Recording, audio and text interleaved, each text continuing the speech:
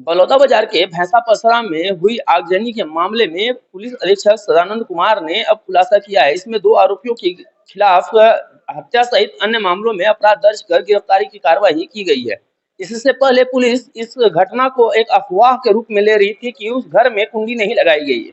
लेकिन अब जब मामले की विवेचना की गई तो इस पूरे घटनाक्रम में ये बात स्पष्ट हुई है कि उस घर में कुंडी नहीं लगाई गई बल्कि आग भी लगाई गई थी, जिसमें मां और बेटे की मौत हुई थी।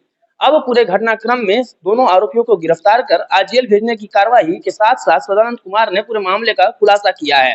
नमस्कार, आप देख रहे हैं डिटॉक्स और आज हम आपको बलौदा बाजार के दशहरमा रोड पर स्थित भैंसा पसरा वृद्धाश्रम के सामने 24-25 फरवरी की रात कमला साहू के मकान में हुई आगजनी के संबंध में बताने जा रहे हैं। बता दें कि इस आगजनी के मामले में अब पुलिस अधीक्षक सदानंद कुमार ने खुलासा कर दिया है। मामले के 2 आरोपी करण बघेल और दौलत सोनवानी को पुलिस गिरफ्तार कर ली है। बता दें कि इस आगजनी की घटना में मकान की मालकिन कमला साहू और उनके पुत्र संतोष उर्फ सानू की मौत हो गई थी, जबकि बेटी रानू और रानू की बेटी संध्या गंभीर रूप से झुलस गए थे, जिन्हें बेहतर उपचार के लिए रायपुर रेफर किया गया है, जहां उनका इलाज जारी है। इधर एसएसपी सदानंद कुमार ने मामले का खुलासा करते हुए आरोपियों के बारे में जानकारी दी है। उनके खिलाफ हत्या सहित अन्य मामले में अपराध दर्ज किए गए हैं। आपको बता दें कि मामले की विवेचना एसडीओपी निधि नाग, थाना प्रभारी कोतवाली अमित तिवारी, साइबर सेल प्रभारी लखेश केवट की नेतृत्व में 10 सदस्यीय टीम का गठन भी एसएसपी सदानंद कुमार ने किया था। इस पूरे घटनाक्रम में अब जब खुलासा हो गया है तो यह भी बात निकल कर आ रही है कि कमला साहू का पड़ोसी ही जो है वो इस घटना को अंजाम दिया है। आरोपी ने अपने दोस्त के साथ मिल करके रोज रोज की लड़ाई झगड़े की बात को स्वीकार किया है। साथ ही यह भी कहा है कि महिला जो थी वो रोज डांटती थी, इसलिए उसने सबक सिखाने के लिए इस आगजनी को अंजाम दिया है। अब इस पूरे घटनाक्रम में पुलिस ने खुलासा कर दिया है। आपको बता दें कि इस आगजनी के बाद से ही कुंडी लगाए जाने की बात सामने आई थी और पुलिस की विवेचना में भी यह मामला सामने आया है। पड़ोसियों ने भी कुंडी लगाए जाने की और परिजनों ने भी कुंडी लगाए जाने की बात कही थी। अब इस मामले में क्या कुछ कहा सदानंद कुमार ने, वह सुनिए और देखिए पूरी रिपोर्ट कि क्या कुछ पुलिस ने खुलासा किया है। भैंसा पसरा में जो घटना हुई थी उसमें आज आरोपी पकड़ा गया है, बताएंगे क्या मामला है। दिनांक 24 और 25 फरवरी की दरमियानी रात की घटना है। लगभग 11:30 से 12:30 बजे के बीच की रही होगी। कोतवाली को सूचना मिली कि एक भैंसा पसरा मोहल्ले में जो झोपड़पट्टी है वहाँ एक घर में आग लग गई है। तो तत्काल जो है पुलिस की टीम वहाँ पहुंची और साथ साथ वहाँ पे स्थानीय लोग भी इकट्ठा हुए और स्थानीय लोगों की मदद से और पुलिस के सहयोग से सबसे पहले आग पे काबू पाया गया और उसके बाद पता चला कि घर के अंदर जो परिवार है उसी के अंदर बंद है, तो दरवाजे को खोल करके तोड़ा गया और इसके उसके अंदर 4 लोग थे। एक जो लगभग 55 साल की महिला, उसका बेटा, फिर उसकी बेटी और उसकी बेटी की बेटी, तो ये 4 लोग थे। तो चारों जो है उसी घर में उसी एक 10 बाय 10 का कमरा है जिसमें एक ही दरवाजे हैं और एक ही सीमेंट की खिड़कियां हैं और कोई भी निकलने का साधन नहीं था।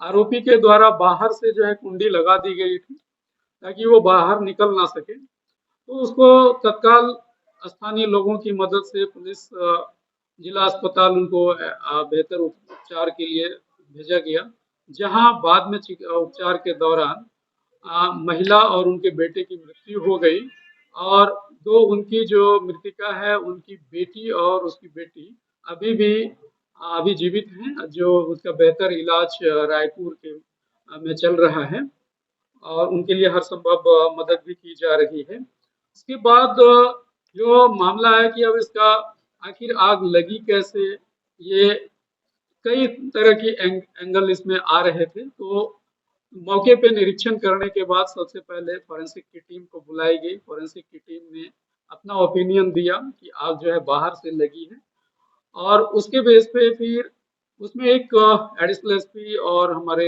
एसडीओपी थाना प्रभारी के नेतृत्व में एक टीम बनाई गई कि हर एंगल पे साइबर की भी टीम की मदद ली गई जहां भी आसपास लोकल जो एविडेंस मिल सकते हैं, कैमरे मिल सकते हैं, उसमें देखा गया। फिर हमारे जो तकनीकी साक्ष्य हैं उस पे ध्यान दिया गया, फिर फॉरेंसिक।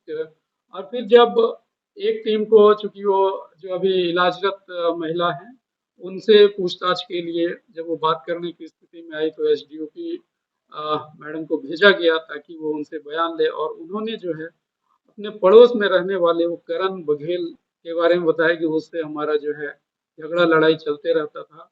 और उनको चूंकि इस लड़के को वो डांटते रहती थी, उनके घर पे पड़ोस में है, तो वो बोलते थे कि तुमको हम बताएंगे बताएंगे, कुछ इस तरह की उनकी बातें होती रहती थी। उस दिन दोनों लड़के ने, एक करण और एक दौलत जो सोनवानी है, इन्होंने प्लान किया कि ये हमेशा डांटती रहती है, और उस दिन भी शाम को डांटी थी उसको। तो जिससे कि वो और गुस्से में था। तो लगभग 11:30 बजे के आसपास उनके ये करण बघेल ने उस दौलत को बोला कि तुम बाहर से दरवाजा बंद कर दो, और इन्होंने जो है आग लगाया।